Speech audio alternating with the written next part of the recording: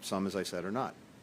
I don't want to characterize it further, but, you know, at some point in a negotiation, and this has gone back and forth for a long time, you get to a point where if one side continues to change its demands, including making demands and insisting on changes for things that it already accepted, you have to question whether they're proceeding in good faith or not. But based on what we've seen and what I've discussed with the Prime Minister and what we've discussed with our Egyptian colleagues, we're determined to try to bridge the gaps. And I believe those gaps are bridgeable. Doesn't mean they will be bridged, because, again, it ultimately depends on people saying yes. But here's the thing, and we both said it. The longer this goes on, and remember, Hamas had this for 12 days, and it's not as if the world stood still in those 12 days. People were suffering throughout those 12 days. The longer this goes on, the more people will suffer. And it's time for the haggling to stop and a ceasefire to start. It's as simple as that.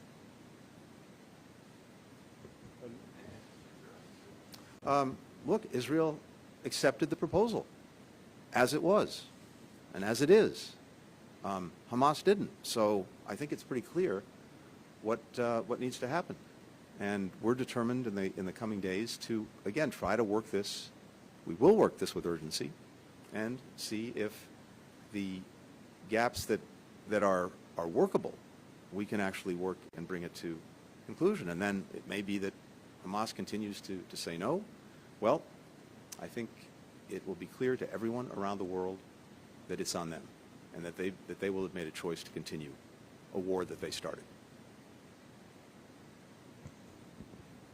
Regarding, I think, your question about how can we have this proposal to become a permanent ceasefire, this is an issue that we've been struggling with for a very long time, is how to ensure that we bridge the gap between those two fundamental differences between what Hamas wants as a permanent ceasefire and what Israel wants as a hostage release and maybe a plan to continue the war. I think what we have achieved in this structure is the best way to bridge those gaps and to merge both tracks. And I believe that having three countries, United States, Qatar, and Egypt, as guarantor for this process to ensure that these negotiations keeps going until we reach the permanent ceasefire is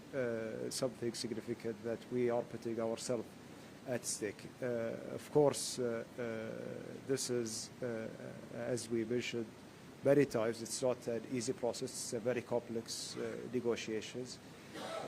We are negotiating, yes, to end the conflict that started on October 7th. I think that it has a lot of baggage that came with as well. And basically what we are trying to focus on is to achieve the result that's been created after October 7th right now, and thinking about the rest of the issue for once we have this deal in place. But as of all of us, we reiterate, this is having a deal and a ceasefire right now is a cornerstone for our way forward in the future. السؤال الثالث أسامة جابد الجزيرة الإنجليزية. Thank you. Osama bin Javed, Al Jazeera English. My question for Secretary Blinken, I just want to go back to the words that you used. You said the deal was on the table, and yet there are workable parts that you will be working towards. Which one is it? Was there a deal, or is there still a deal on the table? And as the UN Security Council and the United Nations at large remains the cornerstone for your policy towards finding a solution, today the latest UN investigation says Israel committed crimes against humanity, including extermination, is the words used. And Israel is already facing a genocide case at the ICJ, warrants for requests at the ICC. And last month you said there are no red lines for Israel. Is that still the case? And if there is, what will this mean for yourself and the US administration? My question for the Prime Minister, isn't the first time that we're actually came very close to a deal and then we seem to be moving away from it. You have said that there are two parties to this conflict, one that wants a negotiated solution and there's another one which wants to continue the war. Do you believe that is still the case? And if you still have hope that there can be a deal that can be salvaged, what gives you that hope? Thank you. Thank you. Look, as I said, we have a proposal that President Biden put forward 12 days ago. Israel accepted the proposal. The entire world got behind the proposal. Hamas came back and has now asked for changes to that proposal. And I'll repeat what I said. Some of the changes I think we believe are workable, but some are not. And so we'll have to see over the coming days whether the gaps that are there as a result of Hamas not accepting with a clear and simple yes proposal, whether they can be bridged or not. And as I said, I believe that they are bridgeable, but that doesn't mean they will be bridged, because ultimately Hamas has to decide. But I'll repeat again what I said before. The time for decision is now. The longer this goes on, the more people will suffer. And when it took 12 days just to get the response to the proposal that President Biden put forward, more suffering took place during those 12 days. The longer this continues, the greater the suffering will be. And I fully agree with the Prime Minister. The fastest, most effective way to get to not just an immediate ceasefire, but a durable one, is through this proposal. So let's see if we can bridge the remaining gaps. But fundamentally, Hamas has to decide what it wants, and I can't speak for it.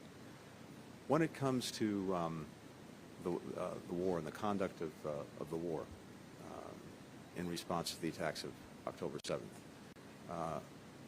we look and continue to look very carefully at international humanitarian law, at laws of armed conflict, human rights, and we have a number of our own processes within the U.S. administration, including within my own department, to assess whether Israel or any other combatant in any other conflict is adhering to those. And as you know, we put out a report a few weeks ago that went through in some detail a number of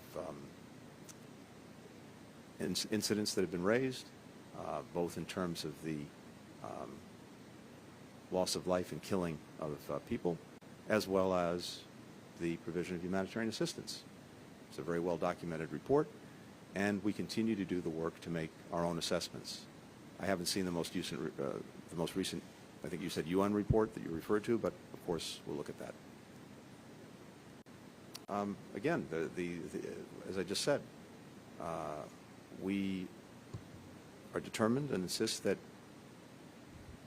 Israel or any other country adhere to international humanitarian law, the laws of armed conflict, uphold human rights, does not commit gross violations of those rights, and that remains and will always remain our policy and the focus that we bring to it every day, including doing our own investigations of incidents that come up in the course of this war. And I think that I have answered partially your question regarding, trying to build a momentum to reach a deal. Of course, this is, it has been a very long process. It's frustrating a lot of times, and we have seen, the behavior from both parties, different occasions, being, counterproductive to the efforts. Right now, we are respecting our role as mediator. We are trying our best not to consider ourselves as, party of that conflict. What we are aiming for is one specific goal, is to end the war and to end the suffering of the people in Gaza, to get the hostages back, and then we think about the day after. That will remain our main focus. We are not going to give up on that mission as long as we see a role that we can play and we can contribute to save more lives. السؤال الرابع ديفاني سيلوديكس رويترز. Hi, thank you. Secretary Blinken, do you agree with Israel's assessment that Hamas rejected the deal? And what specific changes were proposed by Hamas? What specifically do you find workable and not workable? Can you confirm that Hamas wants written guarantees from the United States for a permanent ceasefire and the withdrawal of Israeli forces from the Gaza Strip in order to sign off on the proposal? And can you provide those guarantees? And then if I may, on Hezbollah, you've repeatedly said that achieving a ceasefire deal could help end the fighting between Hezbollah and Israel. Hezbollah today vowed to increase the intensity of its operations against Israel after the killing of a senior commander. How concerned are you now after Hamas's response to the ceasefire proposal that this conflict will spread? And Prime Minister, given this response, is there more pressure the Arab world can put on Hamas to reach a deal? And are you considering closing the Hamas office in Qatar? Thank you. So what we received last night, all of us, in terms of the response from Hamas, were changes that they sought, they seek, in the proposal that President Biden put forward, that Israel and the entire world has accepted. So the question is whether any of those changes that they have sought, they seek, are workable, bridgeable, or not. And I'm not going to obviously characterize or describe what they're looking for. All I can tell you, having gone over this with our colleagues, is that we believe that some of the requested changes are workable and some are not. And so we have to see on an urgent basis over the course of the coming days whether those gaps are bridgeable, again, in a way that upholds the agreement, the proposal that President Biden puts on the table. Because, again, this is not about changing fundamentals. It's about seeing if we can bridge the gaps that have been exposed by Hamas's response. And I can't tell you right now whether we'll succeed. I believe it's doable. I believe it's absolutely necessary to try our hardest to do it, but there's no guarantee.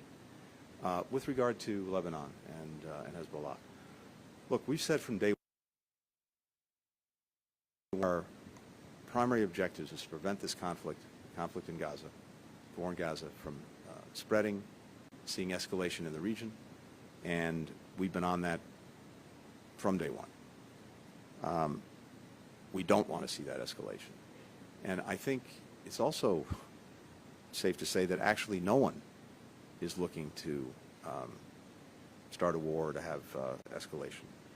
And I think it's also true that most involved believe that there can and should be, ideally, a diplomatic resolution to the differences that could spark conflict, and in particular, a resolution that leads to the necessary conditions for people to be able to return to their homes and believe that they can live safely and securely in their own homes. There are about 60,000 Israelis who've had to leave their homes in northern Israel because of the rocket attacks and the threat from Hezbollah. They have to be able to go home. There are people in southern Lebanon who've also had to leave their homes. They should be able to go home.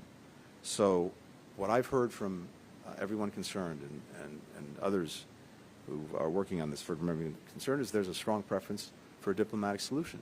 Now, there's no doubt in my mind that the best way also to empower a diplomatic solution to the north, Lebanon, is a resolution of the conflict in Gaza, getting the ceasefire. That will take a tremendous amount of pressure out of the system. It will take away a justification that Hezbollah has claimed for the attacks it's engaged in, and I think open a pathway to actually resolve this diplomatically. That's what we're determined to do.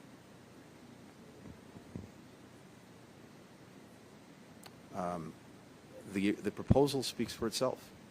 What's in the proposal, backed by the United States, by Qatar, by Egypt, speaks for itself.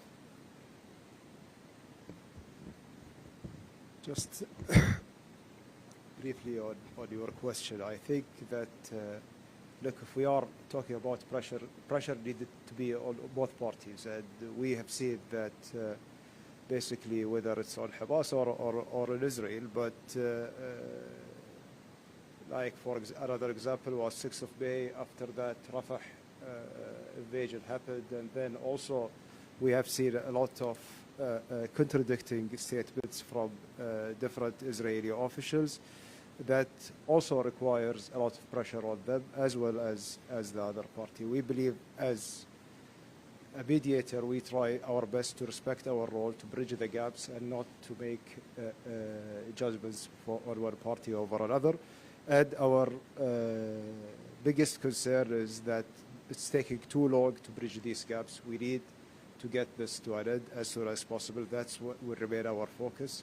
Our focus is to put an end for this war, which took, I think it's the longest war that happened in Palestine. And this is something that no one can tolerate. The region cannot tolerate more instability.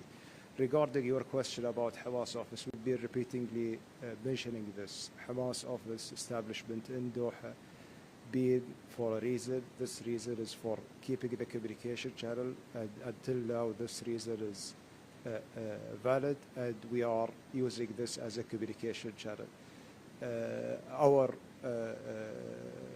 interest as a country is to see peace and stability in the region.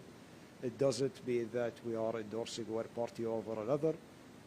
Our policy is very clear in supporting the Palestinian people and their rights. But at the end of the day, we are a state, we are not a political party. Thank you.